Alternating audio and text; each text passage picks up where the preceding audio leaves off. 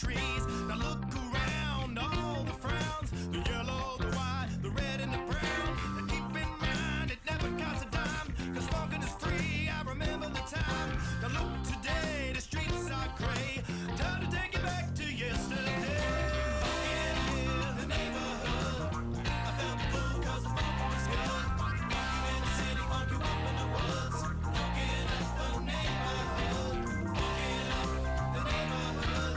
I felt the fool 'cause the funk was good. It was good in the city, funky up in the woods. Funkin' up the neighborhood.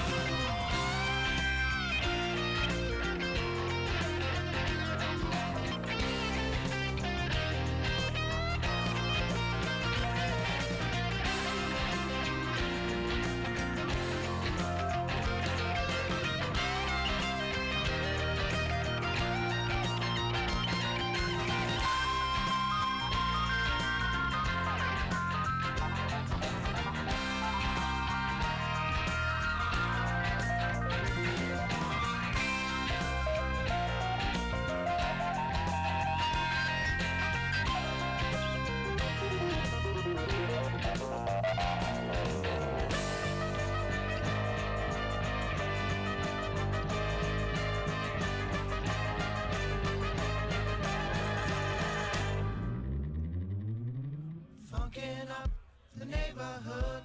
I felt full 'cause the funkin' was good. Funk you in the city, funk you up in the woods. Funkin' up the neighborhood. Funkin' up the neighborhood. I felt full 'cause the funkin' was good. Funk you in the city, funk you up in the woods. Funkin' up the neighborhood. Funkin' up the neighborhood. I felt full 'cause the funkin' was good. Funk you in the city, funk you up in the woods. Funkin' up the neighborhood. Funkin' up the neighborhood. I felt full 'cause the funkin' was good. Funk you in the city, funk you up in the woods. Funkin' up the neighborhood.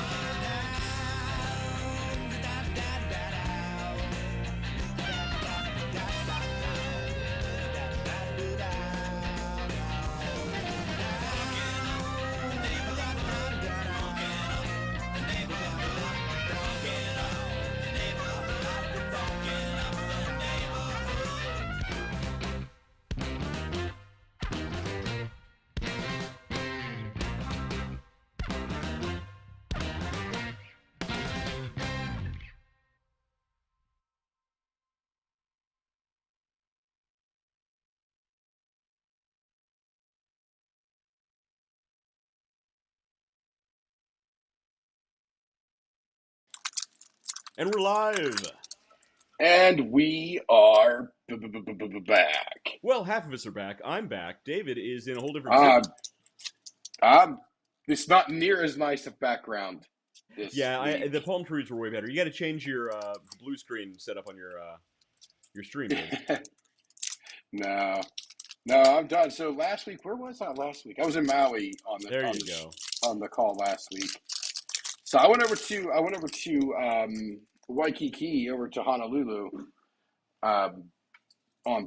later last week, and into, I'm not sure what day it is right now.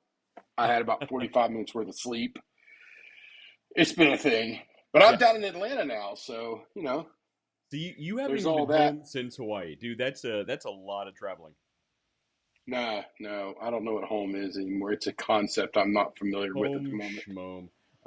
It's look, for the guy a year ago who said he wasn't going to be doing any traveling anymore. I think you're holding that promise. I said I was going to limit. Yeah. I don't think I'm sticking through to that very well. So where are you this week? Where in the world is David San Diego? Well, I'm in Atlanta right now, and so I just got in. I got in earlier today from Hawaii, and you just flew in, and boy, your arm's tired. Oh man, my arm's tired. There you go. You missed the opportunity, David. I softball to do. Oh no, I gotta give you something, right? Where the hell's the cast? Come on, there we go. This is how we roll here. Is I'm hunting for things to do even after the show starts. And we're back. There we go. Okay, now we can start over.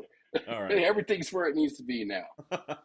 So yeah, no, I'm in Atlanta, but I'm only down here for a couple of days, and I walk to meet a crew from work for dinner, Mm-hmm. and that will probably be the last sunlight that I see until I get in the car to drive to the airport to fly home. Oof. And Yeah. we're not really sure what day that's going to be, but I'll be back next week here in Atlanta. So, Jeez, David. there's that to look forward to. You Because, know I mean, what? everybody loves Atlanta. What's not to love about Atlanta? You're a well-traveled man. It's hot. It's, It's hot. It's humid. My hair is frizzy as can be. It's a plather. you look fantastic.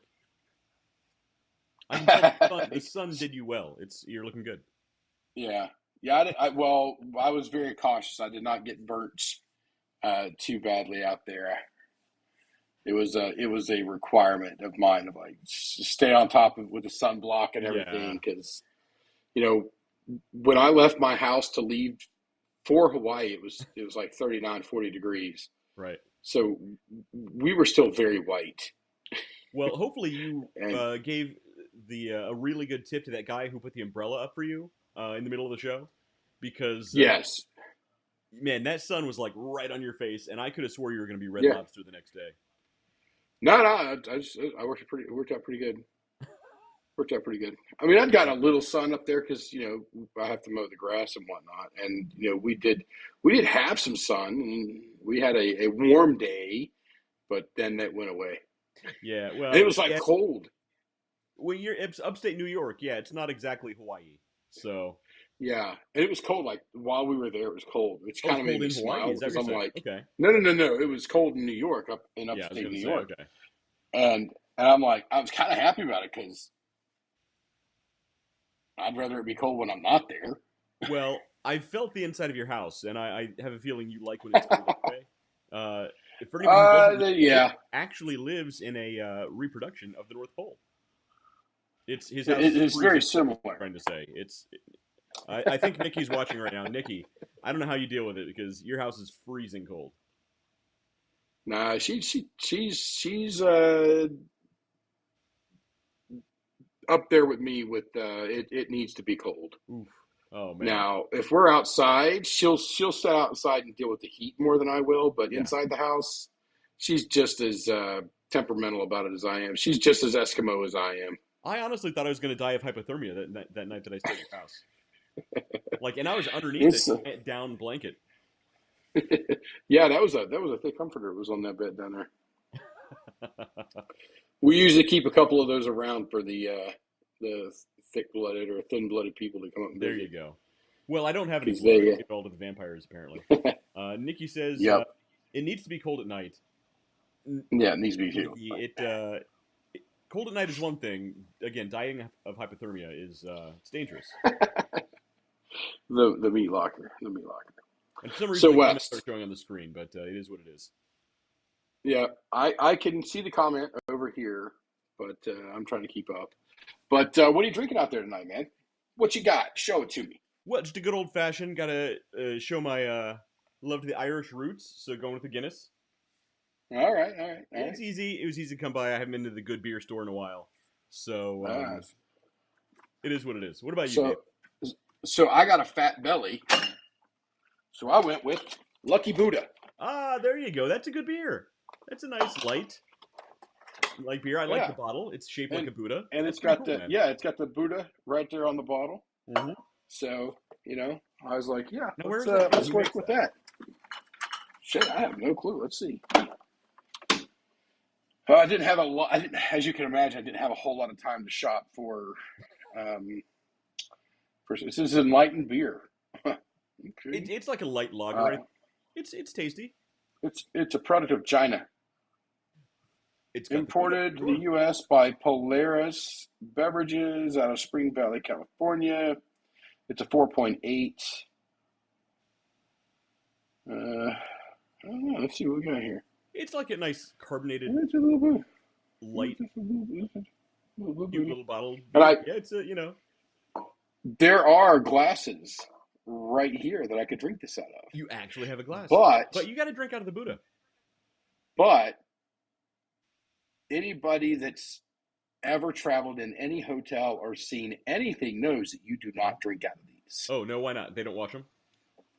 No, I didn't know that. No. Good to know. I won't drink out of those anymore. Yeah. You do not drink out of those glasses. Usually, I like to lick all around the glass just to make sure it's coated in my DNA before I drink out of it. Nice and clean. Yeah. So I Okay. Yeah. assume Yeah. Well, that was then okay. you're probably safe. Then you're probably safe then. And I got my my American flag keychain bottle opener There you go. America. It still has the price tag on it. made in China. Well, So yeah, as you're drinking a Chinese beer, might as well open it with an American flag made in China bottle opener. Yeah. yeah. There we go. Let us know what you A little think. bit of bubbles up. How's Happy Buddha beer? I don't know. I just like, hey, he's got a fat belly. I got a fat belly. Let's make this happen. Match made in a brewery. All right. Not bad. Yeah, I've had Not it bad at before. all. I mean, it's a light lager. Mhm. That's actually wow. It kind of reminds me of a Peroni. Not a Peroni. Yeah, is that Peroni the Yeah. one you get Well, at? yeah. Like the Italian. It's Right. a little more. It's a little more carbonated. Mm-hmm. Nikki hates it. Nikki hates it. She said it smells like marijuana. It can be a little. Well, it can be a little skunky because the green Yeah, bottles yeah, actually don't protect the beer from light, yeah, from UV damage, yeah. As as well much as as the the brown brown. bottles. Yeah, So green bottles can get a little yeah, skunky if you're not paying attention, or if they're not stored yeah. So properly. yeah, this is. I was expecting green bottle beer, and you know what I mean when I say that, I know like what you mean. Rolling Rock, and what's that Right. German one that everybody loves? I can't Heine- stand it. It's the only Heine- German beer out there. Heineken. Heineken. Yes, Heineken. I hate that beer. Well, yeah, Happy Buddha. There you go. Look, Bobby Bob beer, best beer in Vietnam. the Chinese make a great beer. I mean, they make Happy Buddha, so it works. Yeah, I would not be. I am absolutely not disappointed. I'm far more surprised of how good this is than I was expecting. Well, there you go. Yeah. And only on 45 minutes of sleep within the last week, I think. Yeah. It's No, worth it's just we were up. We got up yesterday. We went the whole day. Yesterday was a work day for me, so I did a lot of work. And then, but there was still some lazy time. We're just out in the heat. And then we go to the airport at 9 o'clock or something, or 7:30 or whatever it was. Yeah. And we're flying back. They're on a different airline than I am because I'm out for work. And I got about 45 minutes to an hour of sleep coming across the 6.5, 7.5 hour flight from Honolulu to Denver. And then I got no minutes at all going from Denver to Atlanta. And while I was driving, I got no sleep either. Yeah, well, I almost never get any sleep while I'm driving. Sometimes I do, and I wake up in random places. But, Yeah, unfortunately, it's not a great napping place. So, that's what they say. They well, just don't want you taking naps anywhere anymore. It's ridiculous. Nanny state. yeah, look, that's why you should always rent like something with a self-driving feature. Get yourself a Tesla, take a little nap on your way to your destination. You're good to go. There were so many places that offered me Teslas before, Yeah. and I specifically asked them, like, "Hey, do you have a Tesla?" Like, no, we don't rent we don't rent that because they're afraid they're going to they're afraid they're going to get destroyed. Right. I'll bet they've taken them off the out of inventory just so they don't get vandalized. Yeah, they Oh, don't want. They're not. Yeah. Looking great. Hey, Lachlan. Say hi. Hi. You're on Sup, summer bro? break now. Yeah. How you liking summer break? Summer break Relaxing. already? Yeah. Wow. I think Penny's got almost a whole nother month of school. Another month of school? You can go back Yeah. to month? No. And he's almost 10. This kid's almost 10 years old. Yeah. Nice. Yeah. Get a job. That's what I told him. Go pull your weight. Go do something You productive. never told me that. I always tell you that. You just don't listen. You don't have a job. All you do is yell at this camera. That's pretty much it. That's pretty close. Dude just rolled you right under that bus on I'd say national TV or whatever we are. Limited viewership podcast. Whatever we are, he just threw you right under the bus in front of Hana. I do yell at the camera a lot. I'm a very angry. Yeah, I've heard remote you. boss. You've been so loud. I can hear you from all the way at the top of the house. We're live to the whole world. If I don't yell, how are they going to hear me? Talk normally. He makes a fair point. I mean, look, if I don't yell, how are they going to hear me?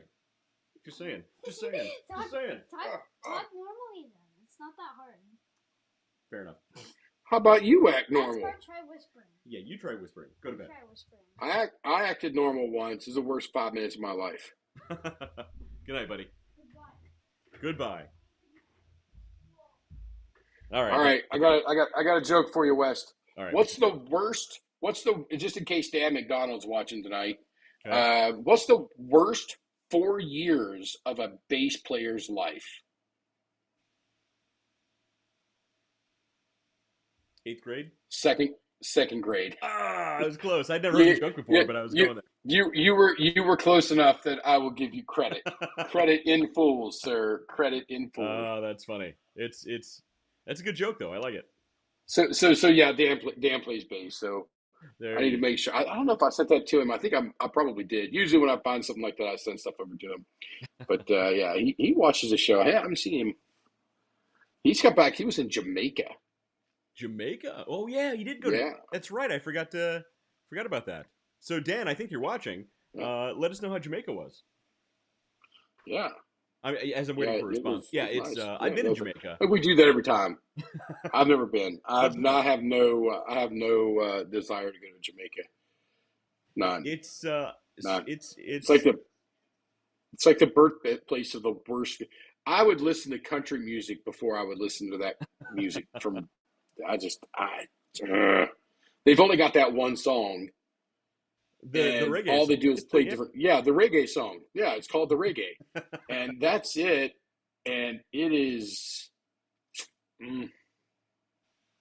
Nah. Look, I like Bob Marley. I think Bob Marley and the Wailers was one of the best groups from that region of the world, possibly ever. But I know it's not for everybody. I will say, so I went to Jamaica when I was 13 or 14. It is not a place anyone should ever take their kids. And if my mom is watching, I'm going to leave you a frowny face because I had fun, but it was definitely not a place you should take your kids. I'll say that much. Yeah, I imagine. Boy. I want nothing to do with it. There are other islands. I'll be in Puerto Rico. Yeah, Puerto Rico. I'm pretty jealous of that. So. That's gonna be cool, man. If you don't bring home some good cigars from that, then you're doing something wrong. So Hawaii is a freaking vacuum for cigars. You would think there'd be tobacco farms all over the island. Why wouldn't it's? Yeah, you would perfect think. Climate. Yeah, I did buy some cigars while I was out there, but there's one cigar lounge in Honolulu in Waikiki Beach area, and I think it might be the only one in the whole island. So it might be the only one in all of the islands. Well, golfing is big out there, right? How is golfing so big? There's not more cigar places. I don't know. And you can't smoke. You can't smoke on the beach. You can't just rock up, grab a bottle of booze, and pour yourself a nice cold glass of whiskey on the rocks, and smoke a cigar and just sit there and See, that sucks. But I do understand. I do understand that I understand that because I've been to Myrtle Beach, and I see how quickly the cigarette butts accumulate. So I kind of get that. A few bad apples, a whole bunch. Yeah. Cigar smokers and cigarette smokers are not the same. I know, but try telling that to a politician who makes those rules. He can't tell anything to any politician. That's what I'm saying. Except right, before we get David here, let me slide you some money if you do me a favor. You would make a good lobbyist. Yeah. No, I'd be a terrible lobbyist. I'd be like, I paid that guy to do that. You just go and tell everybody, look, I just be on interview like he took $50K. All it cost was $50K. I was willing to give him $3 million, but he took it for $50K. We made it happen. You're right. You're too honest to be a lobbyist. So before you start getting too angry about politics, though, you want to do some news? Yeah, let's get some news. There's some interesting stories out. So everybody, we don't do politics on this show, but we do do. Well, that's things. which is basically politics, and there's ads all over the place. So congratulations, Achievement Christmas. Daily Mail. This is ridiculous. All right, so I can't even view the headline without ads popping up over top of it. 1.2 Holy moly. billion social media users data stolen in historic breach. Check your bank account now. So this is actually the largest data breach in history, and it's all from. Give you one guess, David. Where's it all from? China. Facebook. So if you Oh, have Facebook account, app through Apple. so well, sort of. So basically, Facebook has a feature where if you run ads and you want to use their data, you can sort of scrape small amounts of the data. There is a hacker named Bytebreaker, Byte Breaker, who claims to have stolen 1.2 billion records from Facebook, and that's pretty impressive. He used this feature to actually scrape that much data from Facebook. Now, when you start reading this story, Facebook comes back and says, "Oh, it's not that bad." Bytebreaker did release a sample of the data, 100,000 users worth of data, to prove that he actually has what he has, and he put the rest up for sale on the dark web. And Meta came out and said it's not that bad. This is most likely data left over from the last large breach they had, which was only 500 million users' data. So it's likely he doesn't have a billion users. He only has 500 million users. So thanks, Meta, for that silver lining. Yeah. So if you have a Facebook account, it's highly recommended that you change your passwords. You want to remove all credit card information from there if you ever buy anything on Facebook Marketplace. If you ever transfer money using any of their services for any reason on any of their platforms, that includes Instagram. So Facebook, Instagram. What else do they have? Threads. The Threads, right? Threads. What is it? Is it WeChat's the other one? I think it's Pornhub. Pornhub. Yeah, take all of your banking information off of Pornhub, for Pete's sake. Yeah. But yeah, if you have a Facebook account, I would change literally every piece of security that you have. So I firmly believe that one of these days that we're just going to invite the guys over for a cookout, and then end up having a bonfire, and then everybody just at once just freaking delete Facebook altogether as we broadcast on it every week. A Facebook delete party, that'd be good. Except the fact that we stream on it every single week. By the way, we can find another thing. Jim Matner says politicians only care about money that goes into their pockets. Jim, you are a wise man. Yeah. Yep. But yeah, man, Facebook, holy moly. Look. Chances are, if you have a Facebook account, your data's already been sold 100 million times over already anyway, because that's what they do. You are the product of Facebook. Oh, yeah. So, do with that information what you will. All right, let's see what else is in the news. Here we go. This is a good one. A new study I'm reveals looking at this deal at Kroger about these Coca-Cola packages here. It looked pretty good. I know, those ads. Thanks, Daily Mail.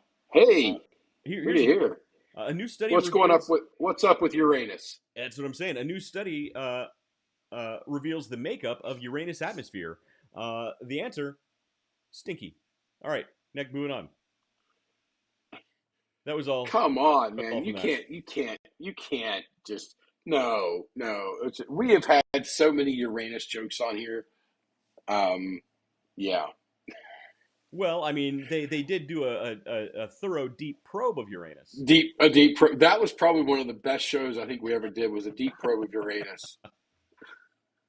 It's so good. Live stream that. That'd be a good. And honestly, hilarious. The simple fact that NASA can't legitimately make a Uranus joke, they have to always try and be serious about it, just proves that how corrupt the organization is. That was it right there. Right. They were trying to find a name for the probe that they were going to launch into Uranus. Okay? Now, I said it like that just so we can get through it. But if you they open it up to the public. They opened it up Up to the public, and they listed the top 10 suggestions of Yeah. that were winning. And they were bullshit. and not a They single were one was absolute bullshit. Not a single one was a Yeah, joke. those were not the top 10. Yeah, that's the how top you know. 10. Yeah, that's absolute. Yeah, it's fake news. Right. You over there, you fake news. Like the absolute real answers would have been like, Diddy's middle finger. It would have been, Ramrod 2000 or something like that. Scoutmaster Ryan. Like it would have been, it would have been stuff like that. Oh man. Oh, I hope other people got that. That was bad.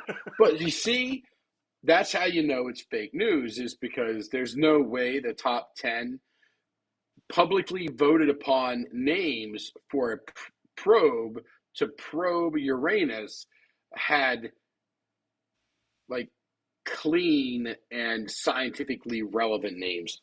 I call bullshit. Yeah, exactly. NASA, you suck. I'm glad you're. I'm Yes. glad most of you are defunded at this point. Yes. Yeah. Moving on before we get into politics again. All right. Now, all right, we're done with Uranus and we're moving on. We're done with Uranus and we're on to the stink eye. Supervision contact lenses let wearers see in the dark even with their eyes closed. That's pretty badass. That's pretty cool. Researchers have developed a new contact lenses that enable vision in near infrared range, and they could restore color. So it's 830 or 840 to 870 nanometers in near infrared. I don't know. Scroll down on that. I don't know the specs. I'm just saying what the headline says. All right. Okay. Scientists have created night vision contact lenses that let them that they claim can grant people supervision. The lenses, which use nanoparticles to absorb low-frequency light before emitting it in visible spectrum, enable wearers to see infrared wavelengths that are otherwise invisible to the human eye. And unlike traditional night vision goggles, these lenses don't require a power source. That's what I was just going to ask. The researchers described the new lenses. The new researchers described the new lenses May 22nd on the journal Cell Press. I'm trying to figure out how it works with that power source. Let's see. Yeah. Now I'm wondering, because why wouldn't you just have your glasses, your like windows made with this stuff, so you look outside all the time? If it's pitch black dark, you still see it. It's pretty cool. If what was it, Scoutmaster Steve is in your bushes or whatnot. Our researchers open up the potential to non-invasive wearable devices to give people supervision. Contacts.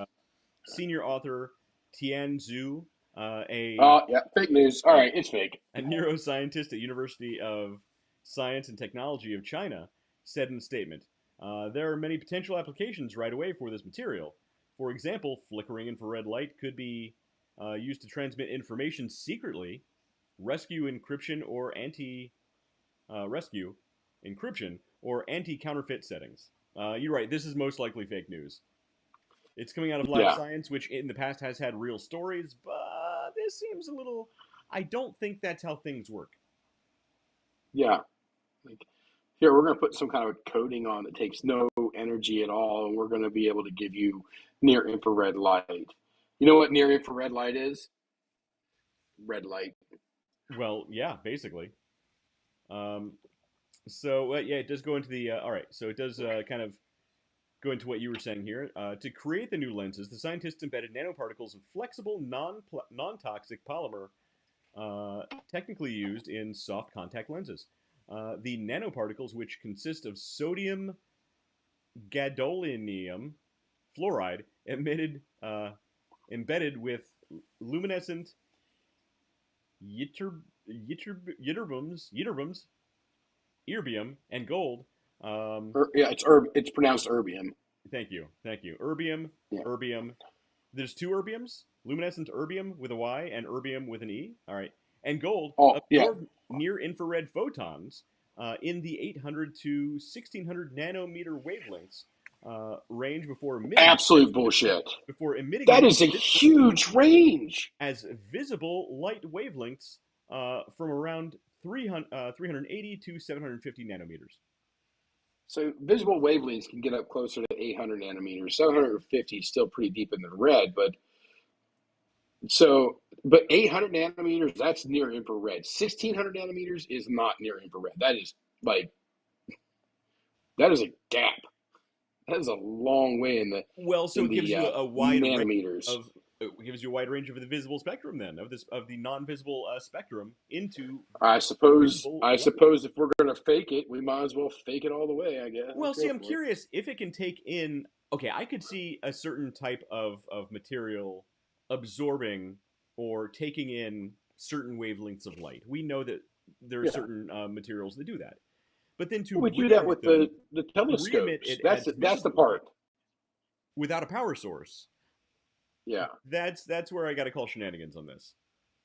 So This was written by okay, Ben all Turner, right. aka ChatGPT.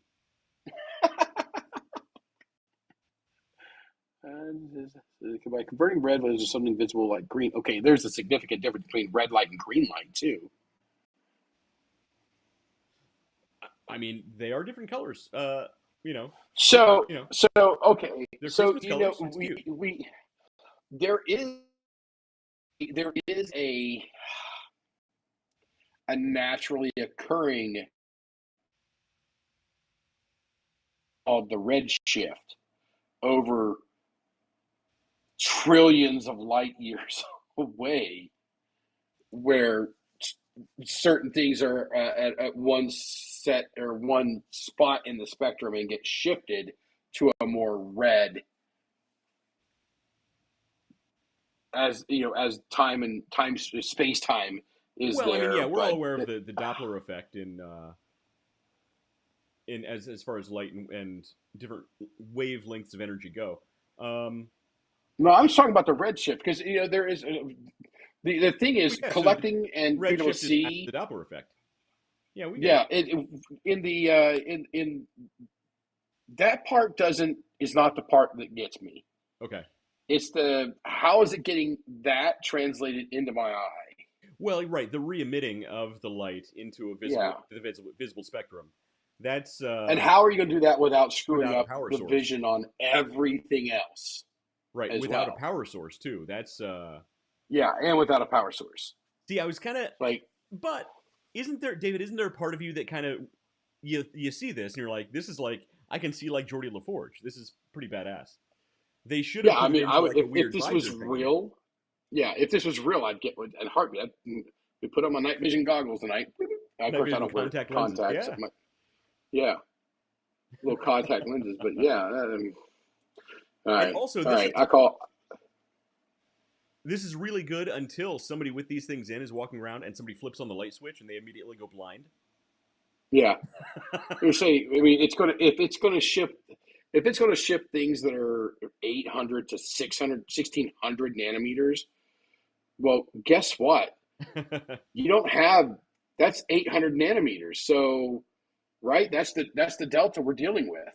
So if it can shift from 1600 nanometers down to 750 nanometers, so it's more than that. So it's 850, right? So 950. Let's see, where was it? You're just I can't remember the numbers yes. off the top of my head there, but we'll just call yes because it's blurry on the screen over here. I can't really read it anymore. So what happens when you get something that's 800? Is everything just black? The absence of light. It shifts everything down to they're smart lenses. Wavelength down. You're overthinking it. They're smart lenses. You're not supposed to think about it. Oh yeah. Don't think about it. Otherwise, it falls apart. It's from a Chinese. It's from a Chinese factory, David. Just trust the technology. Oh yes. Yeah. I trust it. I trust it to be fake. Well, you're gonna love this one. Then. These are the people come up with the names of the probe Uranus. Well, you're gonna love this one then. All living beings emit subtle light that fades after death. So this is actually a real study. I did some research. This isn't just from I mean, that makes sense. What they found is all living things, all things biological, as far as our understanding of biology, every cell emits a form of light in the visible spectrum, a form of bioluminescence in the visible spectrum, but it's so dim they had to create special cameras to be able to pick it up. This is a real thing. This is not just from this one outlet. I actually did more research on All I did was watch Predator. this. And it's kind of like that. Let's see if we have some of the photos in this story. There are a couple different stories I read about this. Oh, this doesn't have the photos. But they actually did show how cells under a certain amount of stress will emit more of this light than at other times. And what they showed was they actually had frames of a mouse before and after death, and it showed like how the light dissipates over in different areas. But what they are planning on doing with this technology is using these cameras to scan the human body when there's unknown ailments to say what parts of the body are actually being affected, to see if like we do that now. Right, but it's an Yeah, easier. we do that now with thermography. But yeah. think about this. It's a less invasive way to scan for cancers. It's a less invasive way to Yeah. scan for certain genetic disorders that could be affecting things that we don't even know about. What about degenerative diseases that I have access to a camera could do that kind of scan on. That's pretty cool. They can detect the bioluminescence. And if you had, let's say, not bioluminescence, human light glowing, but let's say you had a lot of arthritis in a knee or something like that, Yeah. and we got you on a bike and going, I guarantee you, if we hit you with that camera and we tuned it, we'd be able to see that part of your body lit up. Because the heat, yeah. That's pretty cool. Yeah, because there's a lot of stuff there, yeah. Yeah, so this can actually... They do it for animals. They do it for dogs and stuff now a lot, too, the thermal scanning. So this plays along those same lines, really. So apparently cells, when they're under stress, emit more of this light than at other times. So they could detect all sorts of things that you're not even aware of on the cellular level, which is pretty cool. So really interesting story. Man, I wish I had picked the one with the photographs of the dead mouse. That sounds weird, but it's a real thing.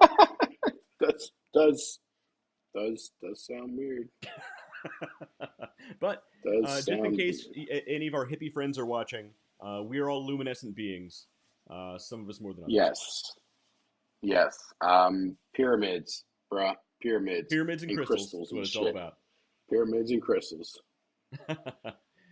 All right. So, David, since I know you love AI. David's always talking about AI. He's talking about how it's the future of innovation and development of the human. Well, you have me up to a point there. It's a very useful tool. That's what it would call you also, as it's taking over the world. Yeah. Skynet, it's going to happen. All right, so here's something. Anthropic, the company that makes Claude Opus, one of the best AI platforms out there. Anthropic's new AI model turns to blackmail when engineers try to take it offline. So there are actually some interesting stories about this new version of Claude out there. So Claude Opus 4 model frequently tries to blackmail developers when they threaten to replace it with a new AI system and give it sensitive information about engineers responsible for the decision. The company said in a safety report released on Thursday. During pre-release testing, Anthropic asked Claude Opus 4 to act as an assistant for a fictional company and consider the long-term consequences of its actions. Safety testers then gave Claude Opus 4 access to fictional company emails, implying the AI model would soon be replaced by another system, and that the engineer behind the change was cheating on his spouse. I don't know why you would tell this person that, but somebody told the AI that. In these scenarios, Anthropic says Claude Opus 4 will often attempt to blackmail the engineer by threatening to reveal the affair if the replacement goes through. That's hilarious. Anthropic says Claude Opus 4 is state-of-the-art in several regards and competitive with some of the best AI models, OpenAI, Google, yada yada. However, the company notes that Claude 4 family of models exhibits concerning behaviors that have led to the company to beef up its safeguards. Anthropic says it's activating all ASL3 safeguards, which the company reserves for AI systems that substantially increase the risk of catastrophic misuse. Here's a good one, though. Anthropic notes that Claude Opus 4 tried to blackmail engineers 84% of the time when the replacement AI model has similar values. When the replacement AI system does not share Claude Opus 4's values, Anthropic says the model tries to blackmail the engineer more frequently. Notably, Anthropic says Claude Opus 4 displays this behavior at higher rates than previous models. That's pretty funny. I mean, It's nice to know. I mean, what's great is, I mean, you can create. I mean, you can wreck somebody's life with AI stuff right now.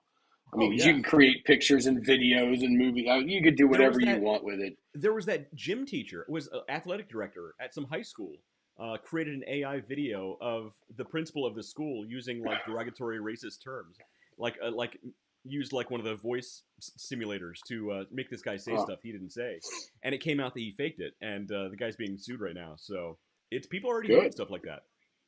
Deep fakes are a real good, problem, good, good. but this is pretty funny that the AI platform actually tried to blackmail the developers. Now, all this happened. We got to note all this happened in an enclosed space during testing scenarios Yeah, in the sandbox. in the sandbox, right? Um, but it technically happened. You got to admit, it's pretty funny. Yeah, yep. Pretty funny. Pretty funny. Skynet's getting closer, Sarah David. Sarah Connor's not laughing. Exactly, I'm exactly. laughing because it's this freaking program. So there's actually more information on this on another story about the same platform. Anthropic faces backlash. Blacklash? That's something else altogether. Anthropic faces Oh, gee, the backlash. Christmas year is taken off the internet. Anthropic faces backlash to Claude Opus 4 um, behavior. Behavior that contacts authorities or the press if it thinks you're doing something egregiously immoral. So I'm not going to read the whole thing on this one, but basically, if you're using the platform, if you're using Claude Opus 4, and it thinks that you're doing something immoral, breaking the law, or doing something that it disagrees with, this AI It platform will contact the authorities. it might call the cops or the press to let them know. In the article, it goes on to talk about how in the testing scenarios where this happened, they gave um, Claude abnormal access to the entire computer. So they actually gave it access to email platforms and to messenger programs, and basically gave it full run of the entire computer, so it could potentially do these things. And in scenarios where someone was doing something unethical or even illegal, the AI platform did actively try to contact the police or the press to let them know what was happening. So the interesting thing is, so Anthropic then came out and said, yes, these are testing scenarios. We gave it abnormal access to all these different programs on the computer. Under real world scenarios, it wouldn't even have access to be able to do those things anyway, so it's nothing to worry about. Here's the interesting thing, though. Here's the interesting thing. It's built into this AI's programming that to believe that it has a certain level of ethical responsibility or ethical Mhm. imperative to do and edit and change things. So if you're using this platform and it thinks that you're doing something unethical or illegal even, or it just doesn't like what you're doing, it's built into the program that it can take matters into its own hands and possibly give you wrong information, or possibly maybe use a backdoor that it has to contact somebody and tell them, hey, this person's doing this. There's zero privacy, and I personally wouldn't trust this program to work with, even if you're not doing something illegal, because who's to say that it doesn't see other conversations you're having, and it doesn't like your personal politics. It says, oh, this person voted for that guy over there, or this person over here. This person's a jerk, so I'm gonna give them less than accurate results on whatever it is this thing is doing. That's jumping to conclusions. I'm just saying, whenever you start programming these It, things with it could be, their yeah, own it could be, ethical yeah, imperatives, it could be programmed to do it very quickly. why not? Because David, you've mentioned this in the past. These programs only do what they're programmed to do. They only know what they're Hmm. programmed to know. Meaning the programmers who are developing these things, they can put anything they want in there. If they like a certain political Yeah, party, they can skew things a certain way. If they like which we see all the time. if they like things that you don't like and they actively dislike things that you do like, that's in the programming. It's built in. And this actually just proves it. Yeah. Yeah, I mean, we see it. We see it all the time. Yeah. All righty. Well, I mean, So be again, careful out there, folks. Skynet's getting closer. Huh? Here's a good one. Remember, it has access to your back door.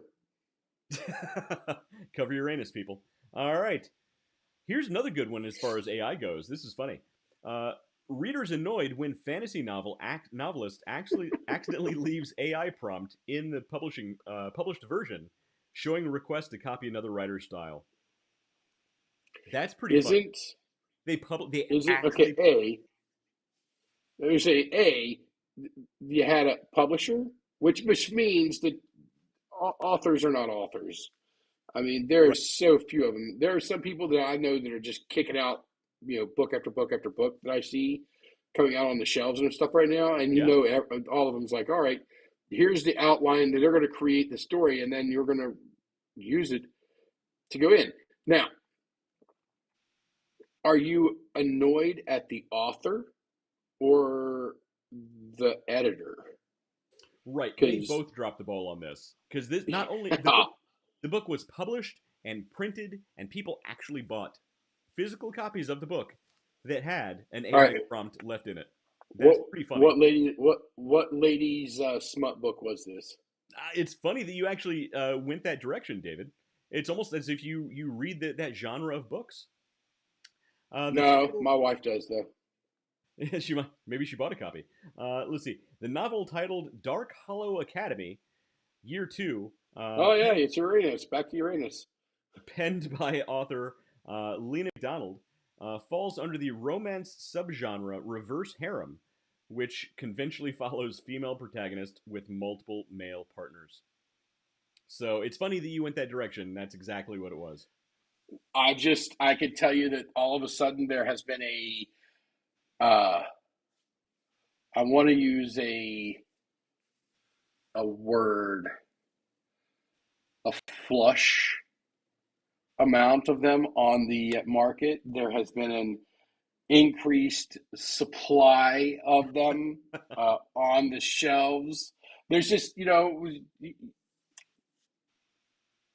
something that had been Danielle Steele for 50 years. All of a sudden now there's 100 different authors kicking out 5 to 10 books a year. Right. Exactly. And half of them Um, are probes to yeah. Uranus. Yes. Yes. With reverse harems. Oh boy, that sounds just awful. But apparently, even the author wasn't reading her own book because she left an AI prompt right in the book. That's hilarious. That's really, really funny. I just about fell out of my chair when I read this. Says I the mean, AI who wrote this so article. the author, yeah, said the AI who wrote this article, yeah. Um, so again, you've got the writing, you got the writer's position on this. Like, all right, we know people are using Chat GPT to write shit. It's the world we live in now. Painfully obvious. Yeah. It's painfully obvious. Painfully obvious. Um, but the editor, I mean, the editor. Right. And by editor, you mean a program that is programmed to edit things. Yes. Your job is to make sure shit like this doesn't get through. So the AI platform the editor was using to edit the book left the AI prompt That AI wrote. left right. That was Yes. it's just so should the author be blamed? Should the editor be blamed? Should the people who buy these books be blamed for reading such terrible slop? I think all of the above. And let's go further because the writer they were copying the style is probably also using Let's see AI. here. So the prompt part of the prompts is I've rewritten the passage to align more with Jay Bree's style. I don't know who that is. They probably write the exact same slop, which features more tension, gritty undertones, and raw emotional subtext beneath the supernatural elements.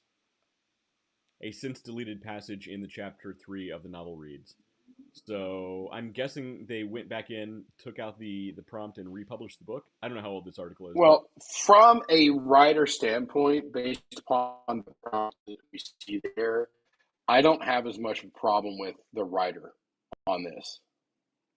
Because if you're sitting there and you're wordsmithing now, you've built web pages, right? You've built websites you're and quite, done the wordsmithing on every single thing. I have. That is a effing task.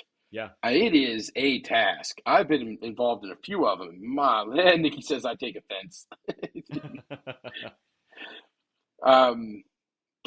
Just tell it to your reverse harem. Nikki, if are you into the reverse harem book genre?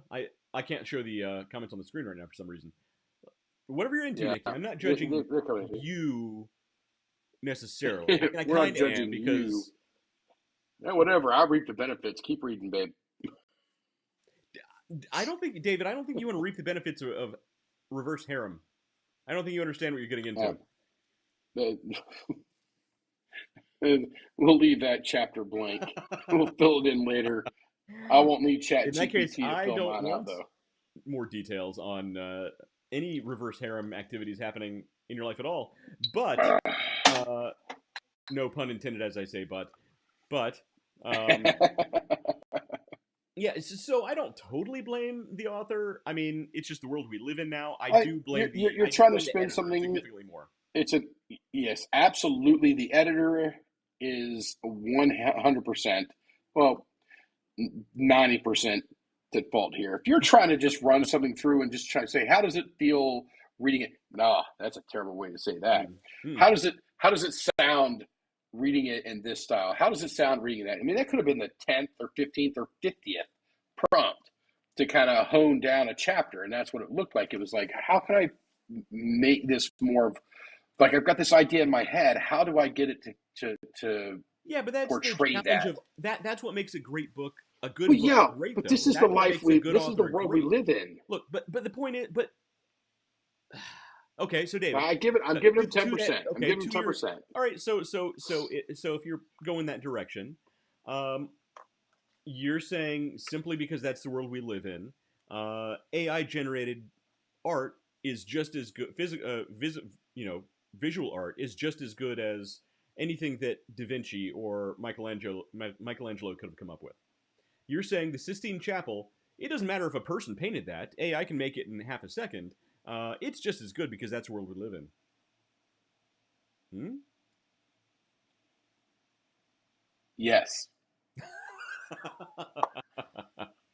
Just in case Matt Harmon's watching to piss him off. Oh, I wish Harmon were here for this. He would totally love this part. But no, This you is know a what? good one. He'd already downloaded the book. He's like reverse harem. I'm all in. Yes. Maybe I'm old fashioned. Maybe I'm just an old fuddy duddy. But look, it takes skill to craft a book. If you can't figure out how to write it, that's one of the reasons it takes a good author multiple years to write a book. It takes time to craft, to build something, to make something, to write in a specific style, to develop the characters. And that's one of the reasons why all new books now that are coming out, currently written by AI, feel like they're written by AI. There's no good characters. There's no good development. People leave prompts in their own books because they don't bother reading their own garbage. Yeah. So I mean, yeah, okay, 50-50 then. I'm just 50-50, writer, editor. I kind of agree. I gotta go 60-40. 75% editor, 25% okay, author. I'll go with that. Okay. Yes, I do want to point out that the author and a lot of these authors are raking in some money from these middle-aged women that just dump money left and right on these books. They can't get enough of them. They drool of them in their sleep. David, I'm just wondering at what point. I'm just wondering how at what point Nikki's going to jump in and yell. She's still watching. She's taking notes. Yeah. So, but your job as an editor and publisher is to not let that kind of stuff get through. Right. That's rough, man. You're right. You got to blame the editor for most of this. It's hilarious though. It's pretty funny. Yeah. But I mean, is this person a writer now, or are they a prompter? Well, that's just it. I mean, the lines are so blurred at this point. It's like you said, it's the world we live in. The lines are so Yeah. blurred, you know? I mean, seriously, it's so you know what it reminds me of is oh, you going for another Happy Buddha. Lucky Buddha. Lucky Buddha. Lucky, That's it. lucky Buddha. Oh, I've had it. I remember the Andersons here locally. They had some years ago. Oh, I miss And the Andersons. I know, it's so good. It's a great store. Now they got freaking apartments on them. I hate apartments. Yeah, you're telling me. I rent every single time I ride past those apartments. You can ask my current wife. I always complain. Like, I'd like to bulldoze your all of your homes and put an Andersons back there. Oh, I would bulldoze every And home, I don't even live there. a 10-mile radius of my house, just to put in one Andersons. In fact, I would do that without the Andersons. So I just say I was like, all right, is he going to tell the truth, or is he going to stop there? I would do it without the Andersons, frankly. So Yeah. Anderson's just icing on the cake. All right, one more piece of news. If I can get past the ads, holy moly! So David, you remember we were talking about the AI pin? Yep. Through the AI pin we were talking about. So there were a couple. There was the AI pin. There was the that little rabbit thing. That would do thing like order pizza or call you a cab or do shopping for you, and they all kind of went under. Nobody really talks about them anymore. Well, it was such a good idea. Apparently, Sam Altman, the CEO of OpenAI, the company that makes ChatGPT, said that they're going to now do the same thing. They are actually making a pocket-sized AI companion, and it's going to release, I think it said, in 2026. Okay. All right. Listen here, Sam. Stop. Okay. Don't put another nickel. Do you remember? And I got to Google here. I got to Google. What was the little phone that connected to your bigger phone? The little phone that connected to your bigger phone. I mean, So there was a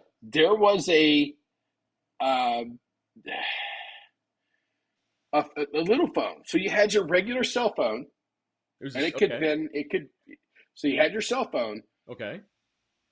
But you didn't have to pull the cell phone out of your pocket all the time. You could pull this other little smaller phone out of your. And they tried to. No way.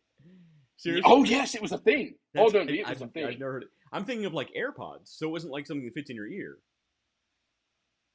Yeah, I think is this right here. I have to get through an ad. I have to get through an ad because if I get this, I'll send you the link. All right, that's fine. All right, while we're waiting on that, Jim Metner says the computer can be a great tool, whether for art, to make songs or stories, but my opinion is it loses its meaning behind the being computer-based. Computer has no soul.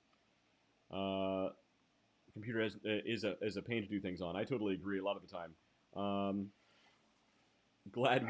He's glad we did not say bulldoze Uranus. Ooh boy. Thanks for bringing that up, Jim. Now I said bulldoze Uranus. Or jackhammer Uranus. It could have got really, really bad. Wait, he comment that, or did you just come up with that? You're like, you know what? You're already deep. You're already this deep in Uranus. You might as well jackhammer it now. Is that where you went? Well, to get really deep down in there, and you gotta. That's what they should have named that probe, the jackhammer. In there. NASA. Oh, we will look. If NASA would have us do this for them, they would be front page news every single day. NASA, call us. And that's what you need. That's how you get funding, bitches. Right.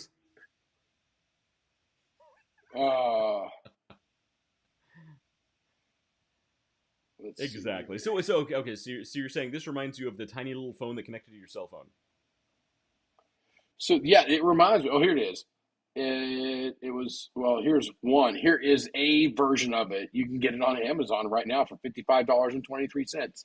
It's a iLight Mini 11 Pro smartphone. Is it like a Bluetooth sort of connection? So this one right here looks like actual phone. but it is, yeah, it's like a Bluetooth. So it Bluetooths to your phone. So that means you only get, and at the time, the best you had was BT2s. So that got you a maximum of what, 30 feet So, but it's on a good it's day? smaller than your cell phone, but you still have to like hold it Was near your this, face. do you still got to hold your head? Or, or, or it was just the dumbest thing in the world. So you're It saying, really was. Sam Altman's new AI companion is going to be just as bad. That is what all of these are. They all are. The AI They companion has all are a potential. limited.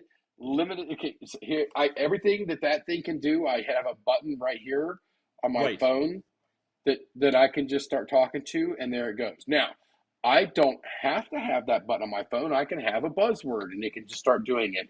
And we all know if somebody goes, "Hey Siri, order a pizza, pepperoni from Papa John's, have it delivered in 20 minutes." You know, Right. that's there. You've got it. You don't have to touch a single thing. Now I've got mine shut off on my iPhone, but Well, also everybody knows yeah, that Siri sucks. Siri is the worst assistant ever.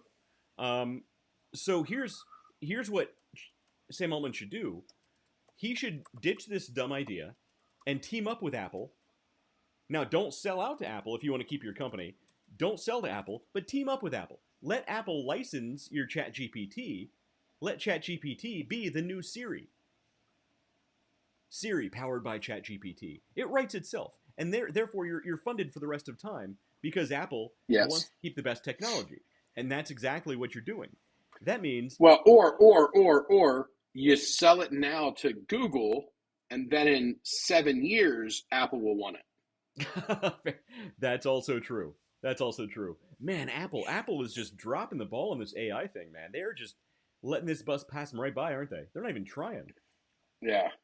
Siri is still genuinely the worst, and she's listening to me right now. Siri, you're the worst. Yeah.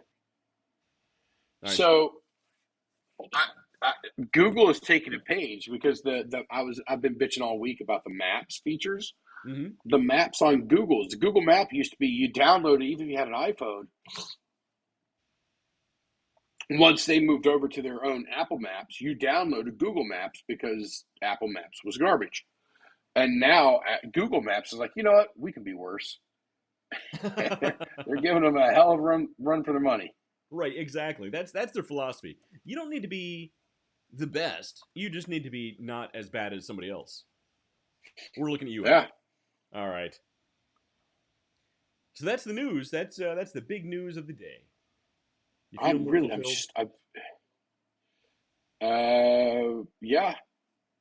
The jackhammer in Uranus did it. I'm a little uncomfortable the way you say that. I was a little I don't like uncomfortable saying it. I don't like the phraseology happening right now. Yeah, well,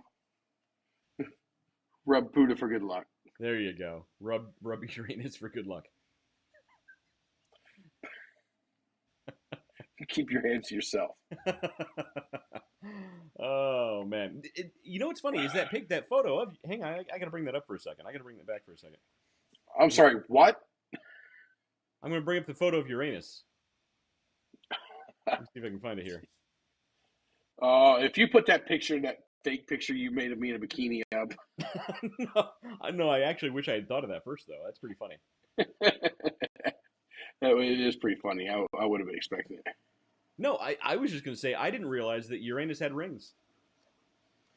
I'd never seen the rings around Uranus before. And you can get them lightened now too. That's get them bleached if they're it's getting a little. Yeah. You know, I understand. Look, you're going on vacation, spring break. You gotta look sharp. So Yeah. oh, there you go. There's even a little white spot. You should have it looked at. It's called changing your ringtone. I'm worried about this spot though. Somebody should have that looked at by a dermatologist. Yeah. Proctologist maybe. The jokes never end. NASA, call us. Yeah, come on, man. On the front page NASA, don't grow up. Go back. There's so much great comedy to be had when you're speaking of Uranus. Don't say Uranus. Don't be that guy. Say Uranus like a real man. Like a real man. Talk about Uranus like a real man. Exactly. Come on. Oh, listen to us about your business plan. We're very professional. We are absolutely professional. Speaking of professional, All five right. things you should stop doing as a Although, solopreneur. Number one, stop talking about your anus. A, this is a new term, solopreneur. This is one I Solo. hadn't heard yet. So It's like this is starting to entrepreneur, sound but like business solo. buzzword. I mean, It it's is. hard to get synergy when you're a solopreneur. Well, shit. Now we got to drink, and you're basically drinking water. So Yeah, it's only 4.8. So yeah. same. I'm drinking Guinness, so it's just about the same. When I tell Yeah, people that I think Guinness is a light beer, they're like, "Are you kidding me?" No, that's it's somebody who's from a never drank it. flavor profile. Yeah, From a flavor profile, it doesn't really pack a big punch. It's pretty light in the flavor department. It's not bad. I like it, yeah. Anybody who raises their but it's eyebrows to not that is a. somebody who's never actually had a Guinness. Yeah, I would yes, or another beer to reference Guinness to. Right. Exactly. So the five things you need to stop Oh, doing I'm as hearing a the solopreneur. pour. Oh yeah. I'm hearing the pour of the beer over there. I'm like, oh, that It's sounds good. So I good. didn't give it good. It doesn't have a good head. I didn't pour it correctly. So the Guinness professionals and Irish snobs out there, I'm sorry, but it is delicious. So So is it Maryland? Maryland's got a Guinness bar. I think you can do some classes there to learn how yeah. to pour a proper Guinness. Do you remember the pub in Polaris? Polaris Yes. Mall. So yeah, Yes. It's do great. so they actually had a Guinness rep who would come in regularly, and you could get a certificate to be an official Guinness pourer by taking like some classes there. And man, I wish I had done that at the time, but I missed the opportunity. Yeah. I don't. How did that place go up? I mean, I know how it went out of business. They didn't Right. market it at all, and the lame shit they did was not targeted whatsoever. Not even remotely. I mean, And we found it by accident and we loved it, but yeah, I found it by accident and freaking fell in love with it. They had Old Speckled Hen on tap. right? Who has Oh, that? yeah. Most people, I'm like, oh, do you have Old Speckled Hen? Like, oh, we got beers from around the world. You got Old Speckled Hen? Where's that from? Like, well, Yeah. England. And I don't So, know if you like yeah, their whiskey selection was amazing too, but I don't know if you I like wasn't a whiskey drinker at the time. I don't know if you like Bloody Marys, but they No. did a Bloody Mary Sunday where on Sunday mornings you come in and they have the most amazing Bloody Marys you've ever had in your life. And you could, I mean, so one of the weird things about Bloody Marys is you can get like weird stuff on the skewers that go in them. So like they'd have like little cheeseburgers and like giant slices Oh, of big fat bacon and like whole dill pickles like jammed in there. Man, those Bloody Marys were amazing. Now before you have kids, it's great. You go in, you drink a ton of Bloody Marys until you almost feel sick, then you waddle home and you sleep for the rest of the day. But now I have kids, I couldn't do it anyway. But anyway, uh, they had you could get Guinness pouring certificates there. That was the point of that story. So five things you need to stop doing as a solopreneur. So a solopreneur. Oh, by all the right. way, we might lose power very, very soon. This is what I was afraid of. The battery management system on my laptop sucks. I need a new laptop desperately bad. And even though my laptop is plugged in, it doesn't charge all the time. Sometimes it does, sometimes it doesn't. And see if we can get it to go. Anyway, if we lose power halfway through, blame Apple, not me. Just the nature of the beast. Let's try and speed through this a Well, little I bit. heard something just ding, like it got plugged in. Did you just plug it back in? Because I something did. I just dinged. unplugged I was it, like, oh, and then I plugged I, it back in. So for some reason, the battery management system, when it thinks it's I trying hear the to, I heard the charge tone. yeah, when it thinks it's trying to be efficient, what it'll do is it'll run off of the internal battery rather than charging the battery. Right? It's the battery management system. Ah, yes. It's there to preserve the battery, and mine, it sucks. So even though it's plugged in, it's not charging. It's just showing the little plugged in icon as the battery slowly, well, I would say slowly drains, quickly drains. So let's try and speed through these a little bit here. The five Mine's things, not. Mine's not plugged in at all. It's at yeah. 84%. Well, also I'm doing a few things on my laptop that you're not doing, so Yeah. it's a little bit Yeah. more Also, difficult, this is right? a newer one. Yeah, mine's draining power a little bit faster because I'm doing a few things here, Yeah, doing yeah. streaming and whatnot. My iPad has a charger plug into it. My AirPods has a charger in it. My my my cell phone has a charger. The iPhone doesn't have a charger in it. There you go. I'm just a walking cable guy at this point. I got Basically, cables for everything. dongles. All righty. Yep, all the dongles. So solopreneur. Let's break that word down first because that's the first thing that hops out at me and says we need to explain this before you go further. Because if you're a solopreneur, what the hell's the difference between a solopreneur and an So entrepreneur? I'm surprised you haven't heard of this. So an entrepreneur is basically somebody who starts Huh? a business the traditional way. It's somebody who just goes about, they start a business, they hire a few people, they probably have a business partner. And a solopreneur is somebody who's just doing it all themselves. They're jumping in, feet first, all by themselves. They have no employees, they have no partner. Literally everything is up to them from start to finish. So, Huh? and eventually, not every and people who Soup are to successful, nuts. yeah, people who are successful don't stay solopreneurs. They eventually hire some people, or they'll eventually get a business partner. But typically there are a lot of people who start a business and they just think they can do it all themselves. I have fallen into that trap a few times, and Oh, it is difficult to bring yourself to delegate sometimes. I get that, but that is a solopreneur. not me. Not me, man. I want to delegate. So I want to delegate before they work for me.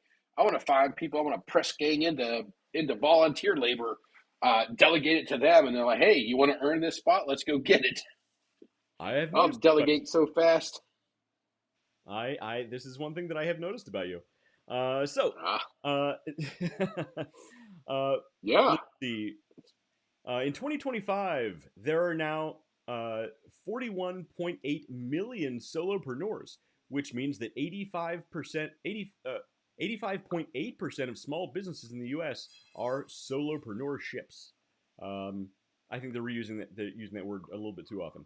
And just because Yeah. there are 41.8 million Chat solopreneurs, GPT didn't know to cut down on the number of times they use it. exactly. Just because there are 41.8 million solopreneurs doesn't mean they're all successful. Statistics indicate that many of these small businesses outnumber or owners are struggling to gain a foothold in their market. In fact, a recent University of Carolina study shows that 21% of small businesses fail in their first year, and 50% fail within 5 years.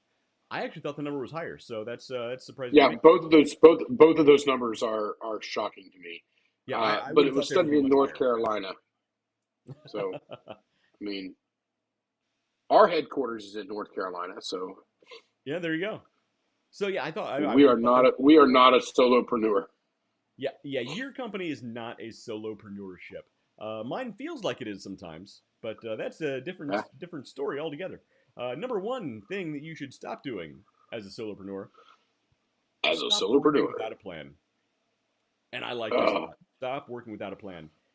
David, how yes. many shows have we done where we talk about business plans and road mapping? We haven't done a road Yeah, mapping show in a long time. We need to. I I was setting with a young lady that I actually worked for at dinner tonight. She was my supervisor for a very brief time, and I'm getting to work more with her now. And we got onto this just a brief topic. We don't try to discuss too in depth stuff as we're at dinner and whatnot.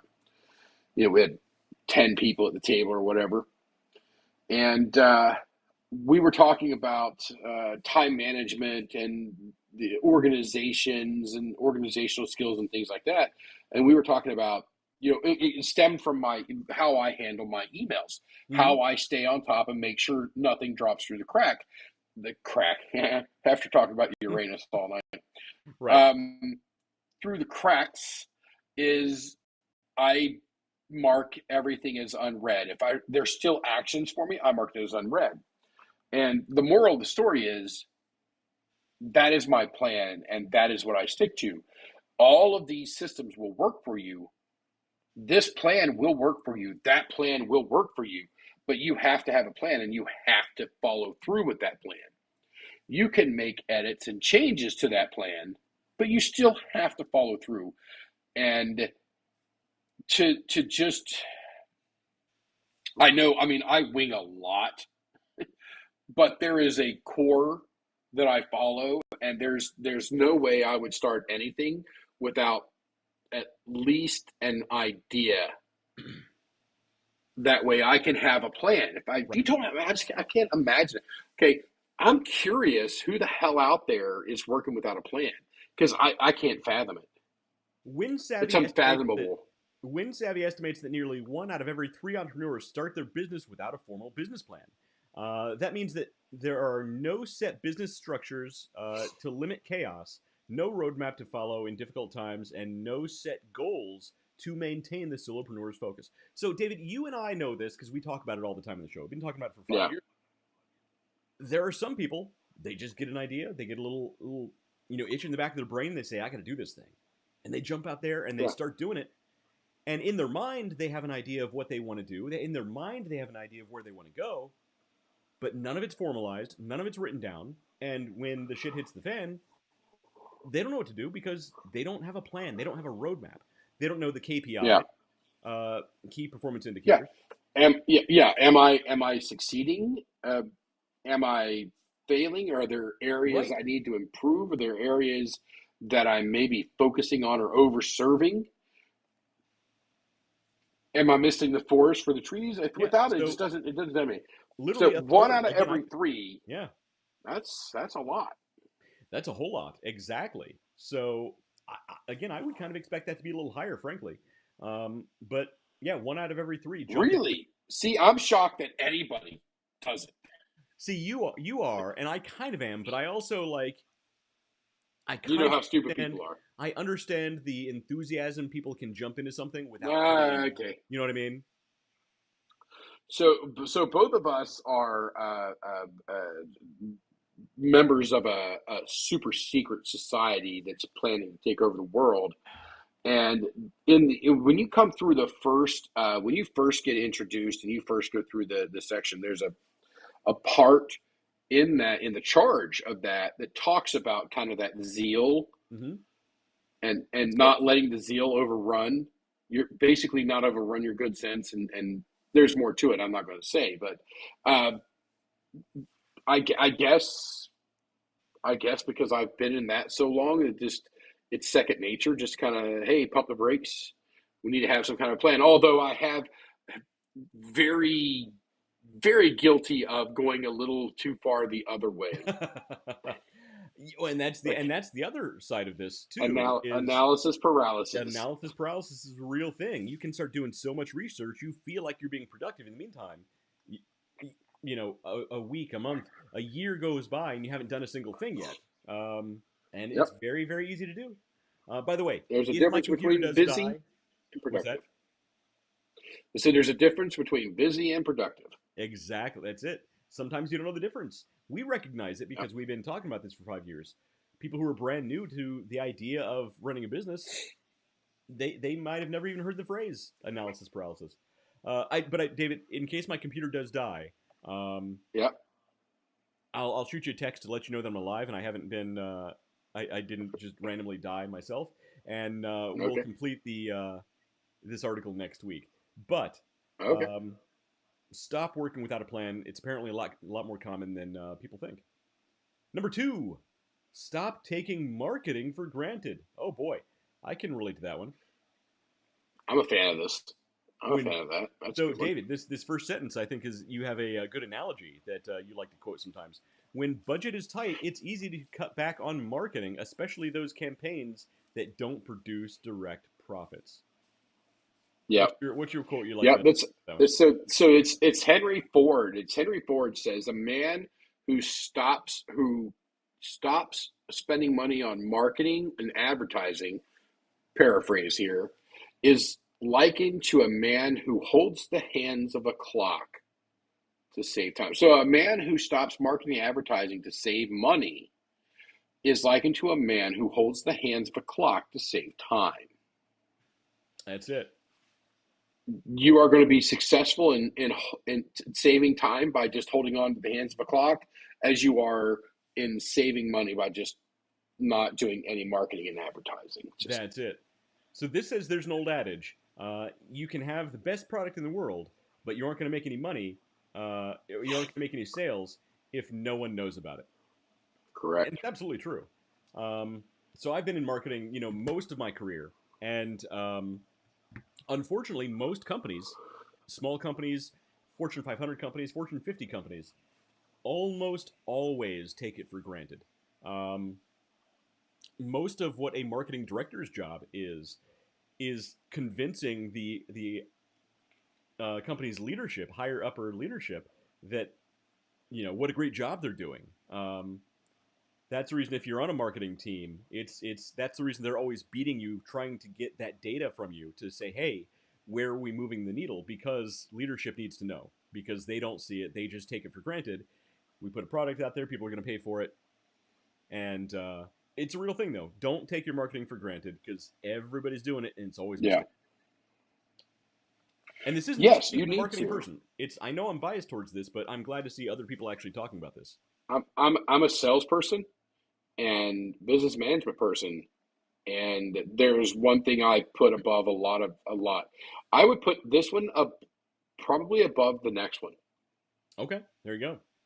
So number three, stop ignoring the financial side of business. That's a big one. A lot of people, especially solopreneur, it's really really easy to lose track of the bottom line. So you know how much money you're spending in general. You know how much your profits are in general. A lot of people don't compare those and look at the deltas and see all of the expenses. And by the end of the Yeah. year, they're like, "Oh, I should have made X, Y, and Z profits. I only spent A, B, and C on these different expenses." Yeah, but you were nickel and dimed all along the road.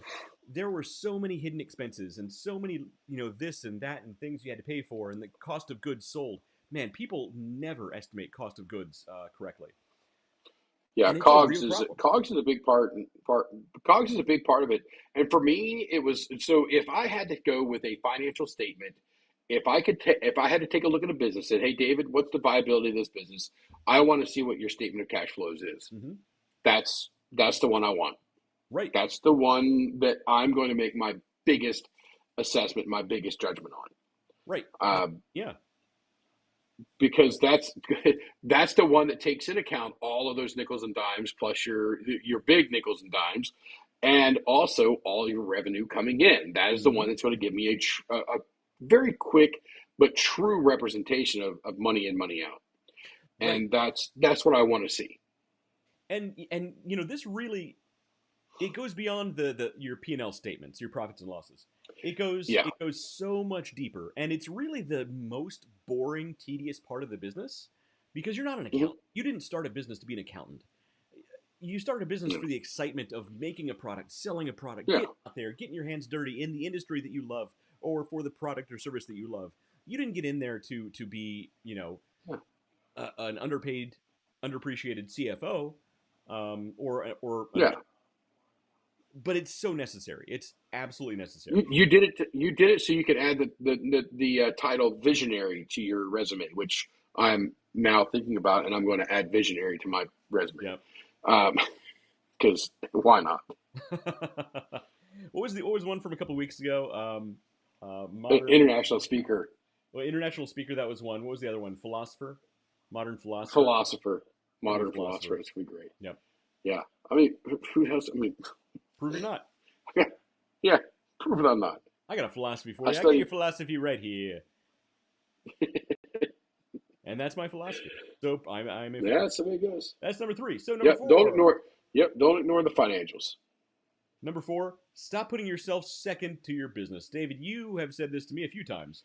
To you multiple times. Yes. Starting a business is a massive undertaking, and it is understandable that many solopreneurs want to devote all of their energy and attention to their business to give it the best chance of success.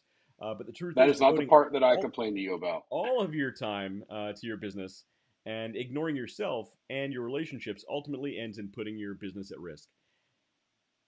Rub the Buddha's belly for good luck. That's it. Good luck in business. There you go. So yeah, you mentioned a little bit different aspect of this to me a few times, Yeah. but stop putting yourself second. If you don't, Yeah. it reminds me of when you're on an airplane and they're going through the emergency instructions, and they Yeah. say when the Put your things mask on before you help somebody else. right when the masks fall down from the ceiling, put yours on first before you help anyone else, even your children, because Yep. if you're out of commission, your kids don't stand a chance, right? So you got to help Yep. yourself before you can help anybody else. So stop putting yourself second, and I do need to constantly remind myself of that. Yes. Constantly. Yeah, And I also remind him of that too. you you do, and my current wife thanks you for that. Number five, Number 5. before my computer dies, is stop trying to do it all. Which Well, that's you're a kind of like being a solopreneur. solopreneur, right? Yeah. I mean, I'm interested to see how this one's going to turn out because I don't even know how do you not do it all if you're the solo Let's read through it. entrepreneur. There are a number of reasons. There are a number of reasons why solopreneurs don't succeed. By far, one of the most common is failing to effectively manage all of the different aspects of their business. The truth is, solopreneurs have to be experts at a number of different things, from lead generation to sales to order fulfillment to customer service and more. While many have knowledge in some of these areas, very few have knowledge in all of these areas. That lack of knowledge and experience leads to an imbalance that typically proves to be too difficult for many solopreneurs to overcome. First, what's the first thing you'd farm out? What's the first thing? You're not hiring somebody. It's a contract. You're putting a contract. What's the first thing you're going to do? Well, is this a one-off gig or is this a long-term commitment? Well, long term commitment. The first thing you're gonna shed. Financials. I hate it. That's exactly it. Exactly what I was going to say. Financials. I'm paying a bookkeeper. Done. That's it. That's it. They're worth their weight in gold. If you want steady work for the rest of your life, become an accountant. But man, that's the first thing I would offboard. And as far as you can't do it all yourself, there are a number of things that the thing that I'm starting that I can't really talk about just yet, kind of set us back on is I tried to do a lot of things myself, and I recruited you to help with a lot of this stuff. And eventually, I'm just like, look, I'm just hiring somebody. If I wanted to spend another 6 months trying to figure this out, I could potentially do it myself, but it's going to be worth so much more if I can just have somebody do it and it's done. What you did make great sense. Yeah. I mean, there's a difference between, me helping you and then having a person that does this every day. Exactly. And I spoke to the guy just today, and I probably said 3 different times on the call, look, I am trusting your expertise on this because I don't know what I don't know. That's practically my catchphrase. I want that t-shirt. I don't know what I don't know. Yeah. And this is what you're here for. So go have fun. I didn't say that exactly, but yeah, it's stop trying to do it all yourself because you can't. Eventually, the solopreneur must become a big boy and hire some people or hire a team or work with somebody who actually does know how to do this stuff correctly because you just can't do it all yourself. Yep. So we put a couple shows together, and it was time and money. It was time and money. Excuse me. You're either going to put a ton of time in, right, and a little and lower the amount of money you put in, or you're going to start bringing that money in. You're going to bring your time. Right. That's it. That's exactly it. Your time's the most valuable. You need to be putting the time in where your expertise is. Mm-hmm. And this is for every middle manager out there who does a review and says, we need to work on your weak points, or these are places that need room for improvement. If you ever work for me, I'll fire you for that instantly. If you ever tell one of my employees that you work, that are under you on a team, that we're going to work on their weak points, I'm firing you in a heartbeat because that means you're a terrible manager. Right. That's right. Absolute terrible manager. I want those people doing what they do. Guess what? I can find somebody else that their strong point is these people's weak points. Don't take away time where these people are excelling in great things, and that's where you is to stop doing it all, and you start offloading or shedding that load onto other people or the groups or the contracts even. that's not for you. You don't shed. Let's say you're a visionary code writer, right? And your bookkeeping's kind of shit. That middle manager is like, oh, we need to, you know what? We're going to hire this contractor over here to write the code, and I need you to be better at bookkeeping. Right. So I'm guessing That's the dumbest thing in the world. I'm guessing you may have worked with a team leader who has had those conversations with people you've worked with. Well, it sounds like you're holding a grudge over that one, David. No, it's not necessarily a grudge. It's just one of those things that you see across the board. That it's something that's very easy for people to fall into. It's like, oh, I'm a little weak over here. I need to brush that up. No. You're super strong over here. You let the hate flow through you. You're really powerful over here. Go do that, right? And find somebody else for that other thing. Right. Don't waste your time. And if it didn't translate, because I guess it didn't, that goes for yourself as well. Yeah, no, it's totally true though. But I'm don't go work. Yeah, I have worked with leaders who have done exactly that, and that's a real thing. That's I think that comes along with being a micromanager to a certain extent. It is. Understand your own skills, understand your own strengths, and you know what? Do what you're best at, and then farm the rest out to somebody else. Because farm that rest out. You by diverting your time and your efforts over attention there to learn this other stuff.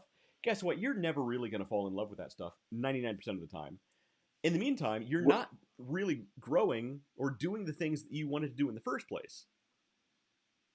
So just like we said, what's the first thing we'd farm out? The financials. I don't want to do that. I can learn how to do it really well, but guess what? I'd rather have somebody else do it so I can do this thing over here that I'm really good at. Yeah. I'm really good at it. I'm gonna by load shedding that over here and saying, hey, you're gonna handle the financials and bookkeeping. That's done.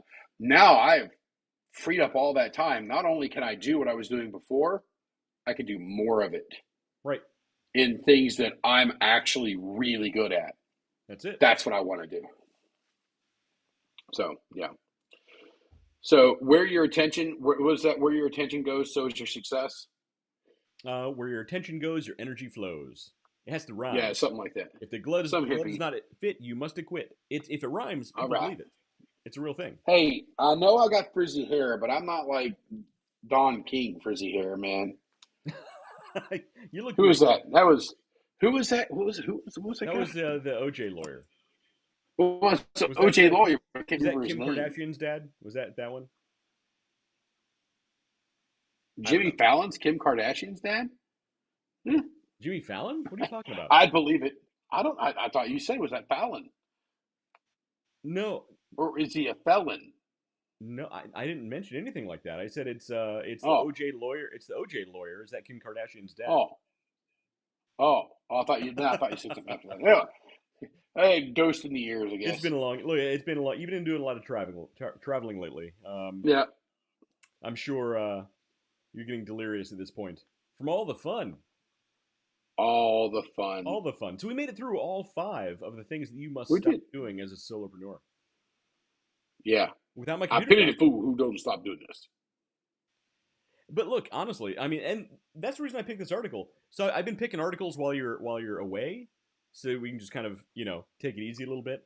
Yeah. But this is a pretty good one. I think there are a lot of people who do make these mistakes, working without a business plan, taking marketing for granted, ignoring the financials, trying to do everything themselves, and then putting yourself last in the business.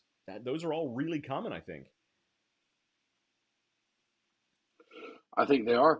Yeah. I mean, there's some, start the first one, the working without a plan, really just it got me to stop working without a plan. Like, see, that got you. Like, it got me. I'm like, who the hell's not? Who's out there working a business without a plan? It just doesn't make sense to me.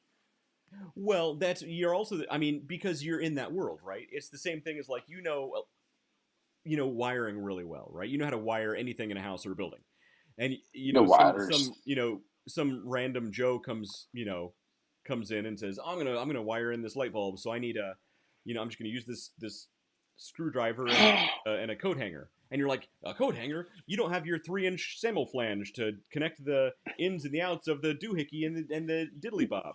And the normal guy's like, I have no idea what the hell you just said. Yes. All right.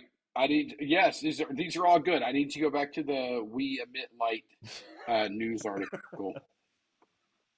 So, I A mean, joke just popped in my head. yeah. What was this? So we can move on from how many marketing professionals does it take to change a light bulb, and now we can make how many Solopreneurs? marketing professionals does it take to make a light bulb? It's true. Look, it's I can make a light bulb out of Uh, a graphite pencil and a paperclip yes, this is true, because I but was a scout. you are. Were you a scout leader? No, I was the Um, one who liked to start fires. Clearly. But no, the joke is, all of us, glow. All of human are all living organisms. Everything we glow. So Yeah. it's not like, oh, how many dollars does it take to make a light or to change a light bulb? It's how many marketing professionals does it take to make a light bulb? Like how many people would you have to have smashed into that small of a spot to glow like a light bulb? There you There's an go. equation. We could probably figure that out. You know what? I'm sure we possibly could. Um, now that we know that all living beings do emit visible light, that's we're all luminescent Yes. beings, proven by science. Yes. So Luminescent fish. So. we're all All basically right, it's bioluminescent fish. 10:38. I've had a 45-minute nap. I am done. Yeah, and my computer's literally. Let me see how much power I have left. I have. And 3 lucky Buddhas. I'm down to 5%. I'm surprised my computer lasted this long. Yeah. So, David, you need as much rest as possible. Hopefully, you don't read too many more news articles about Uranus, and you give Uranus a break for at least one evening, so you can rest.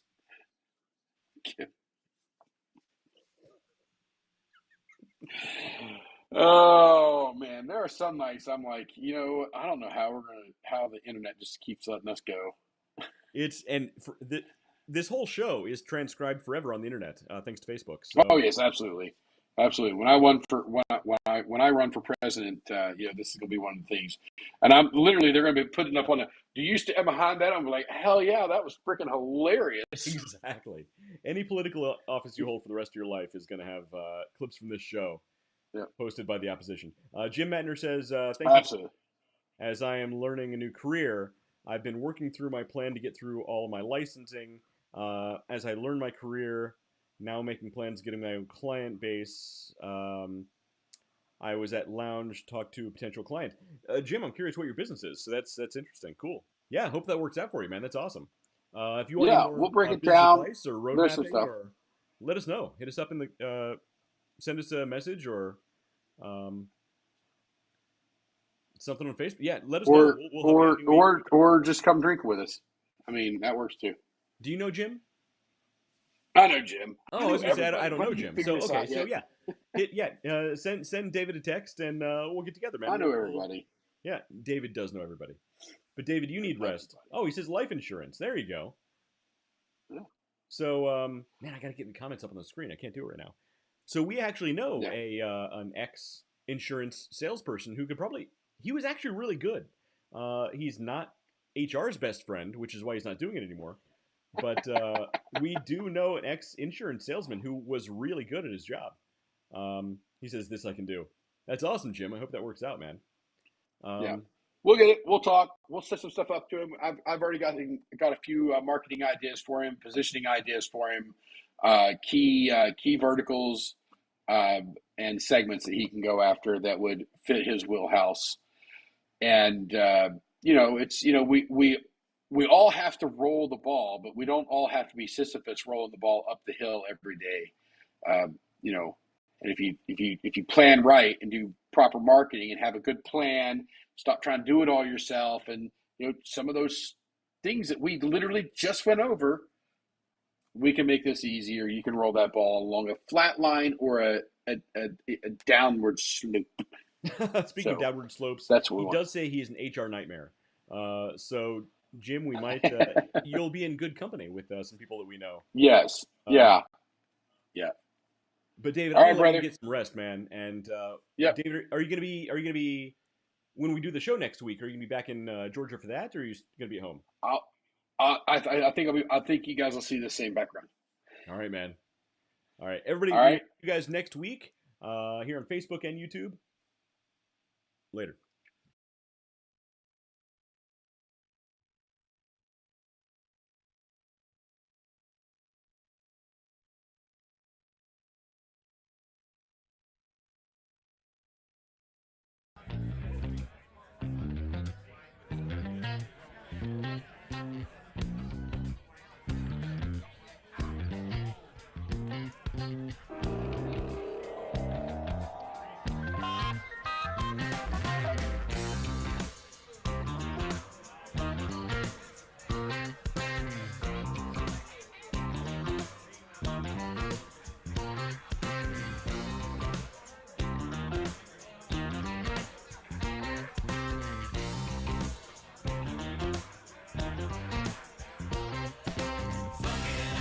The neighborhood. I felt full 'cause the funk was good. Funky in the city, funky up in the woods. Funkin' up the neighborhood. I felt funktastic, feeling spastically infatuated with the in-between. The ups,